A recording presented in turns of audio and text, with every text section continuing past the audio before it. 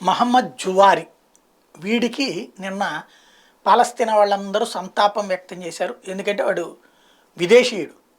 కానీ పాలస్తీనా కోసం కొన్ని దుర్మార్గాల్ని నేర్పాడు. ఒక ప్రత్యేక డ్రోన్ సిస్టమ్, వీడిచ్చిన డ్రోన్ సిస్టమ్తోనే మొన్న దాడి జరిగింది ఇజ్రాయెల్ మీద. అంటే హమాస్ వాడు తీవ్రవాదం తెలుసు, కానీ ఇజ్రాయెల్ బాధితుడు అన్నటువంటి కోణంలో ఫీల్ అయినటువంటి వాళ్ళు వీడొకడు.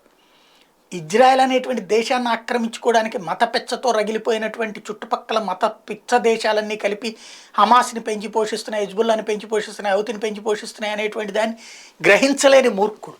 ఎందుకంటే మనకి ప్రపంచంలో ఇట్లాంటి అంశాలని చెప్పేవాడు ఎవడూ లేడు, వినేవాళ్ళు మాత్రం బోళ్ళంత వెర్రోళ్ళు ఉంటారు. అట్లాగే విన్నటువంటి వెర్రివాడు ఒకడు తయారు చేసి ఇచ్చినటువంటిది, రక్షణ కోసం అంటూ తయారు చేసి ఇచ్చినటువంటి డ్రోన్ సిస్టమ్నే మన వీళ్ళు వాడారు.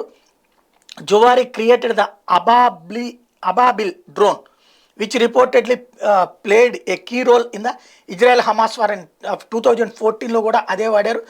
తర్వాత వాడిని వీడు ఏంటంటే ట్యునీషియా వాడు, వీడిని తర్వాతన ఇంట్లో ఉండగానే ఒక డ్రోన్ వచ్చి కాల్చిపడేసింది.